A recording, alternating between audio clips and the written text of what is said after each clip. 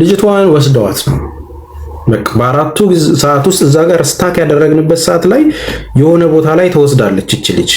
ልትሞት የሚያደርሳት ነገር እንደሌለ የድካም ስሜት እንዳለ ታውቋል። እዛ ተደፈረች የተባለበት ቦታ ላይ እንኳን ከዛ በኋላ መታ ተራራ ወጣ የነበራት አቅም ያላት ነገር ያለችበት ቦታ አርፋ እንደነበር እነሱ 4 ሰዓት ሲቀመጡ እሷም በሌላ መንገድ እኮ 4 ሰዓት አረፈች ማለት ነው።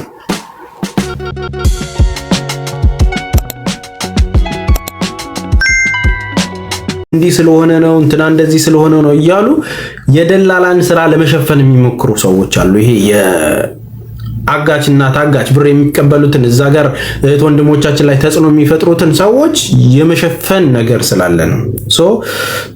ችግሩ ጎላ የሚለው የሚጠይቁትበት መንገድ ትክክለኛ ለጠፋችው ልጅ ሎስት ላረግናት ለሃና በቃ ታርጌቴ እኔ ሃና ነች ብሎ መጠየቅ ያለበት ሰው እስከ መጨረሻው መጠየቅ ያለበት ስለ ሃና ነው። ተግባባን። አብዛኛውን ችግር እየሆነ ያለው ምንድነው? በቃ እንትን ማለት አለብን። አንዳንዴ እንዴት እንደሆነ አላውቅም፣ ይቅርታና መብሰል መቻል አለብን አይደል? ይሄ ያዝነው ጉዳይ የነፍስ ጉዳይ ነው። የነፍስ ጉዳይ ሲሆን ደግሞ እንዴት አድርገን ነው በጥበብ እንይዘው? እንዴት ነው ሲሪየስ ጉዳይ የሚሆነው? ሁልጊዜ ደግሞ ጎላችን ምንድነው? ከተሰበሰብን በኋላ ማግኘት የፈለግነው ታርጌታችን ምንድነው? የቱ ጋር ነው ፎከስ ማድረግ ያለብን? ፎከስ እና ታርጌት ፖይንታችንን ማናቅ ከሆነ ዛሬ እንቀመጣለን፣ ስለሆኑ ልጆች ይመጣል፣ ነገ እንቀመጣለን ምናምን። የሰው ልጅ በባህሪው ደግሞ የመሰልቸት ባህሪ ያለው እግዚአብሔር ይመስገን በጣም ረጅም ጊዜ የቆየ አጀንዳ ቢሆን ይሄ ነው። ረጅም ጊዜ የቆየ ማለት ነው። በቲክቶክ ታሪክ 15 ቀን እና 16 ቀን ረጅም ቀን የያዘ ታሪክ ቢኖር የሃኒ ጉዳይ ነው። ዩሲ ሌላው እኮ ይረሳል። እየተደራረበ ምናምን እንትን ይላሉ። ይሄ ጉዳይ ሲጀመር ማን ነበሩ? አያችሁ፣ እስካሁን አብረው እየተጓዙ ያሉት እነማን ናቸው? ሐሳባቸውን የቀየሩ የተለወጡ፣ ያፈገፈጉ፣ እስከ መጨረሻው የሚጋፈጡ እነዚህ ፕሮሰስ ውስጥ ነው ጎሉ የሚገኘው። የአንድን ሰው ጥንካሬ ማየት ያለባችሁ የሆነ ነገር ጀምሮ ይጨርሳል ወይ? ታብታብ አድርጉ እሺ ቤተሰቦች። የሆነ ነገር ጀምሮ ይጨርሳል ወይ? የሆነ ጉዳይ የተጀመረውን ነገር ጨርሶ ነው ወይስ ደግሞ አሟሙቆ ይጠፋል ወይ? አሟሙቆ የሚጠፉ ብዙ ሰዎች አሉ። የሆነን ጉዳይ እኔ ለያዘው ይሉና እንደያዘው ከያዙት በኋላ ሁለተኛው ቀን ስለዛ ነገር የማይነግሯችሁ ብዙ ሰዎች አሉ።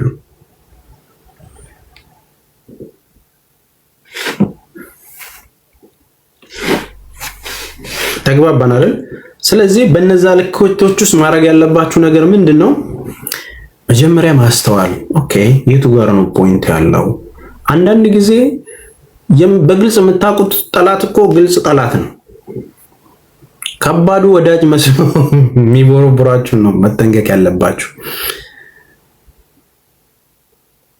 ነገሮች በማታውቁት ነገር ሽፍት አድርገው አደጋ ውስጥ ልትገቡበት የምትችሉት ትልልቅ ሪስኮች ያሉበት ጉዳይ ላይ ጥንቃቄ ማድረግ አለባችሁ።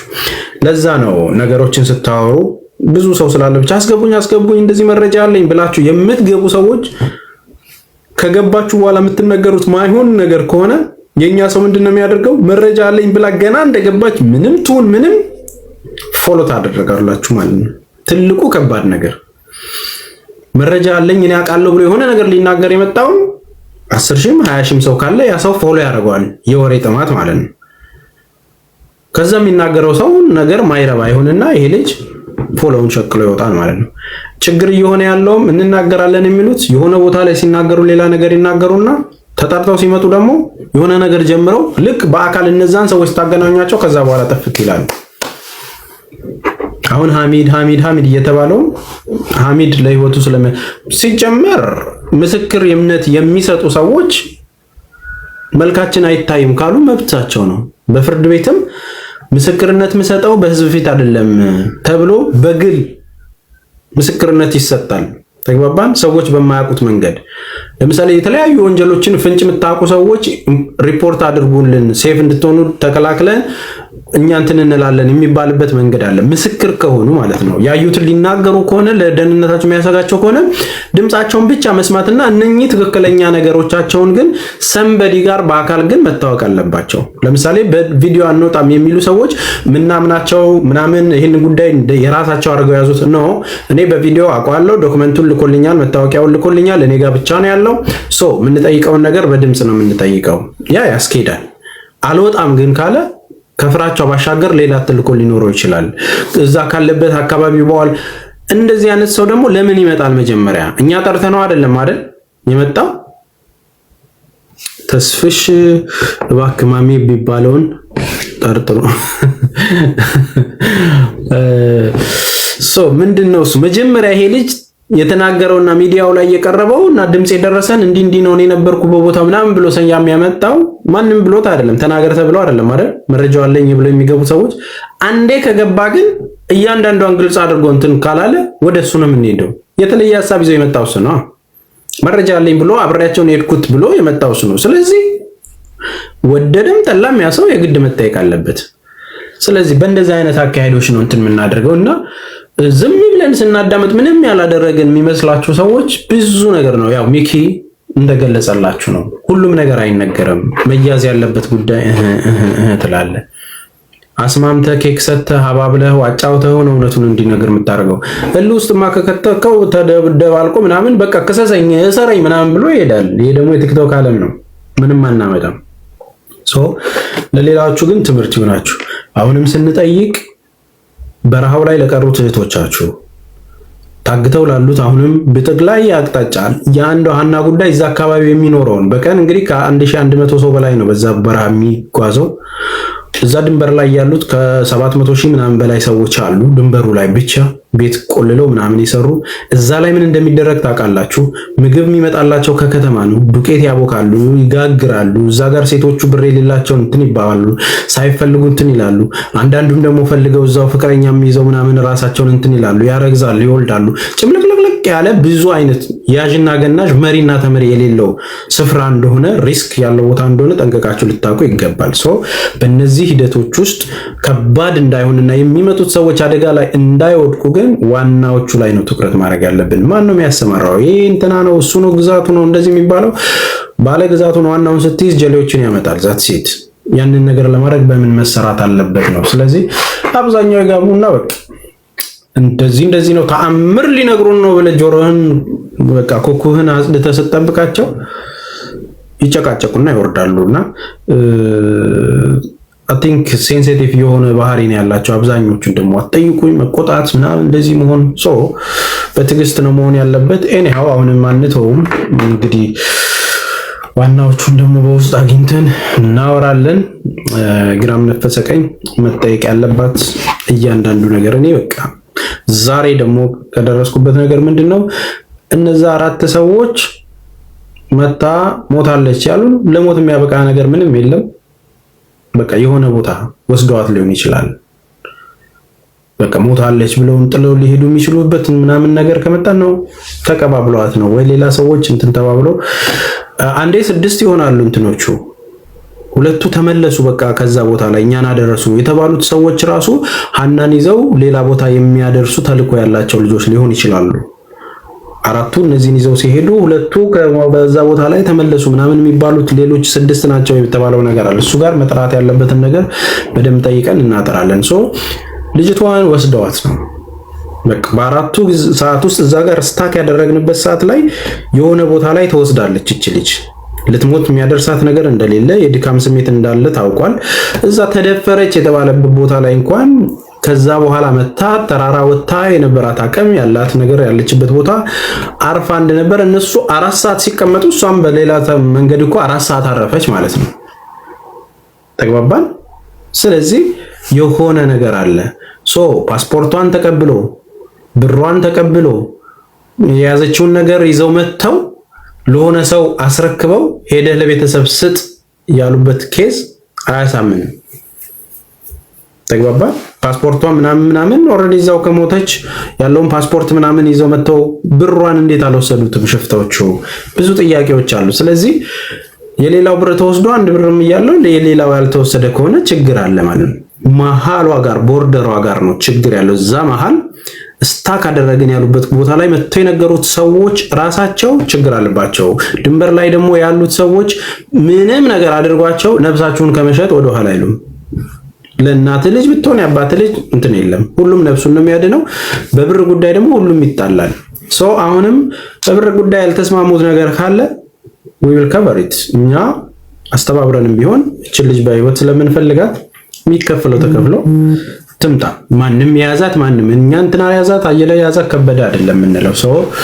ያ ነገር መውጣት ባለበት ልክ ግን ትምጣ ልጅቷ። ማስያዣቱን ሰው ደክሞታል፣ እዛ ጋር እንደዚህ ተጎሳቁላ ነበር፣ ያ ነገር ሊሆን ይችላል። ከዛ ውጪ ግን እንደዚህ ነበረች፣ ደክሟት ነበር፣ በጣም አደገኛ ሁኔታ ውስጥ ነበር፣ መተንፈስ አቅቷት ነበር የተባለ ነገር ምንም የለም። አራደና ነበረች፣ እኛ እስካየናት ከዛን ሂዱ ተባልን ነው እያሉ ያሉት ምስክሮቹም። ስለዚህ በዛ ልክ ስለሆነ ዋናው ተክላይ እንድ ይመች።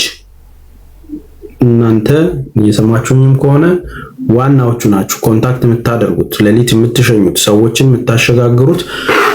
ይመች ደላላ አይደለሁም ብለው በይመች በኩል ነው የመጣሁት። በይመች በኩል ዘመዶች ናቸው የሚመጡት። ታዲያ ይመች ወንድሜ ደላላ አይደለሁም። አንድም ሰው በእኔ ስም የሄደ ሰው ካለ ይውጣና ይናገር ማለት ብቻ ሳይሆን በይመች በኩል ነው የመጣ ነው እያሉ የሄዱት ልጆችም እየተናገሩ ነው። ሰው ደላላ አለመሆንህ ሳይሆን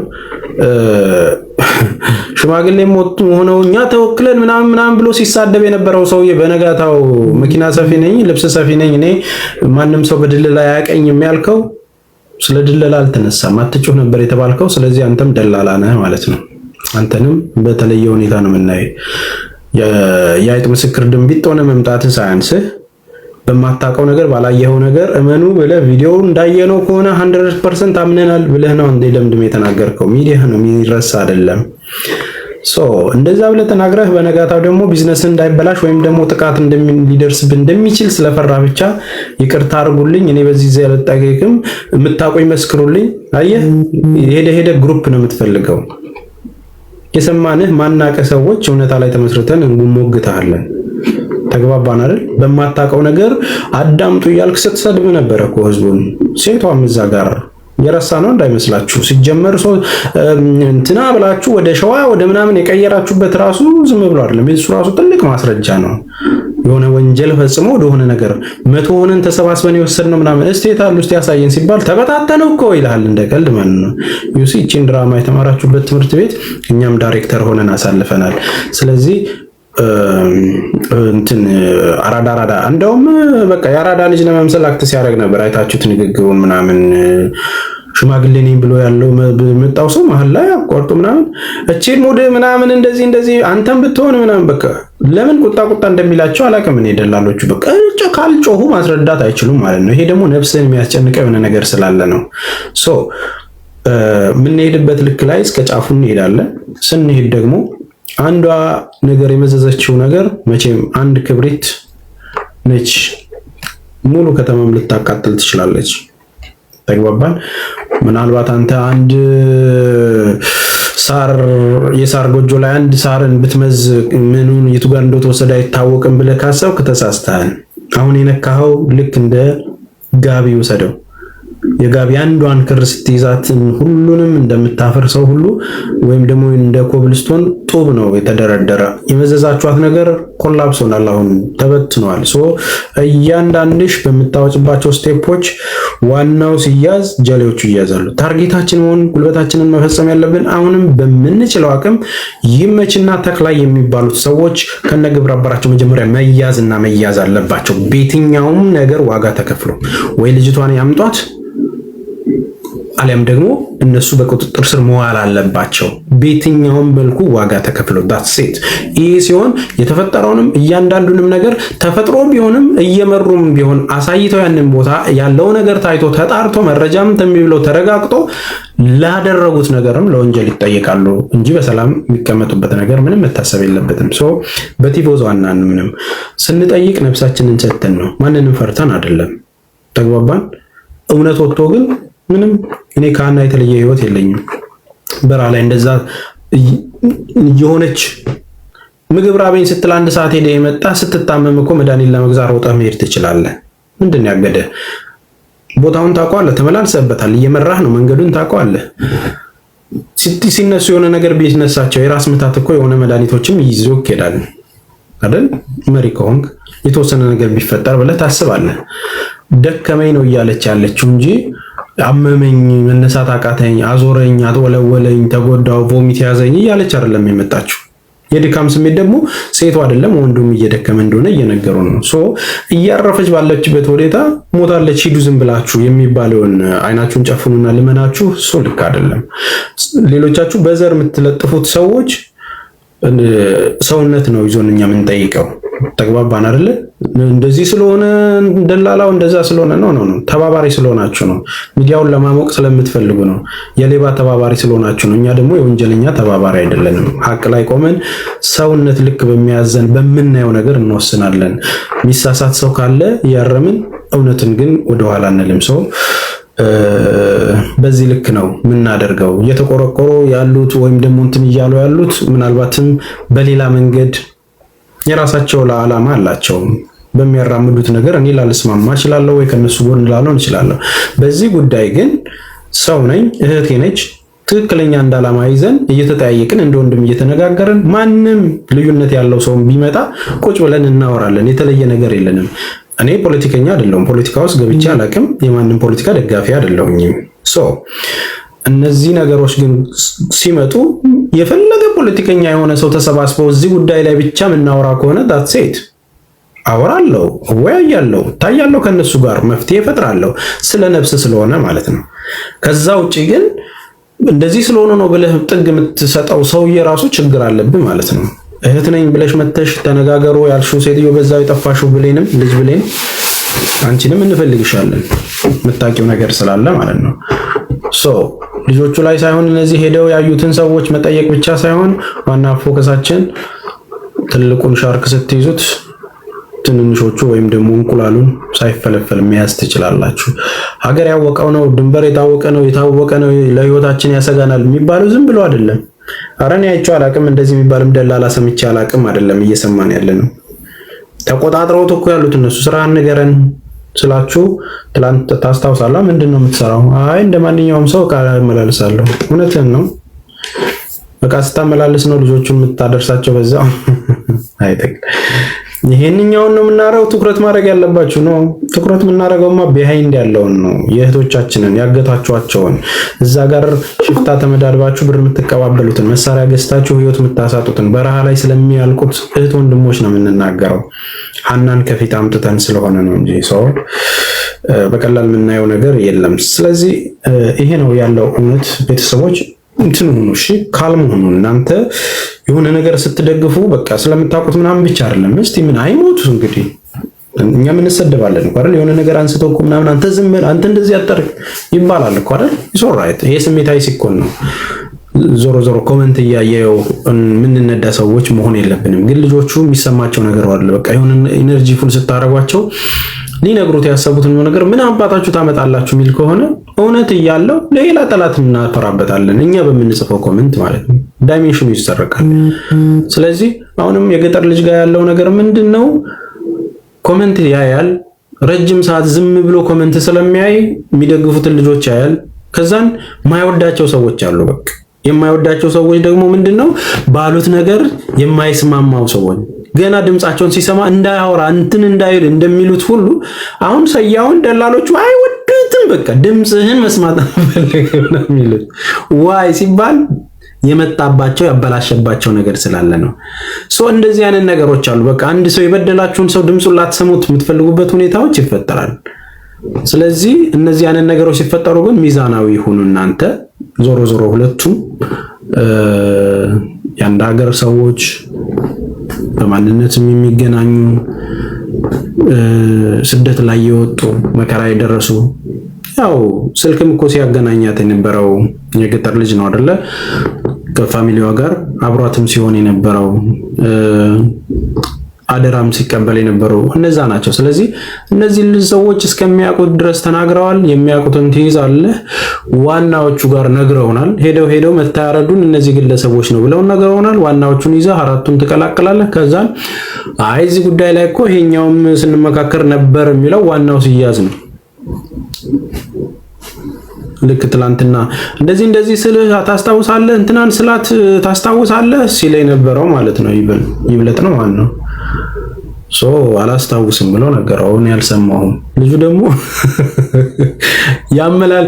በተፈጥሮ ምን አይነት ነገር ነው ያለበት? የተጠየቀውን እሱን እኮ ነገርኩ ብሎ ነው የሚጀምረው። ሁሉንም ነገር የገጠር ልጅ እሱን እኮ ነገርኳችሁ ብሎ ነው የሚጀምረው። ምንም ነገር ለተጠየቀው ነገር እንደዚህ ነው ሲባል ኖ አይደለም፣ ይሄ እኮ እንደዚህ ነው ብሎ መዝጋት አይችልም።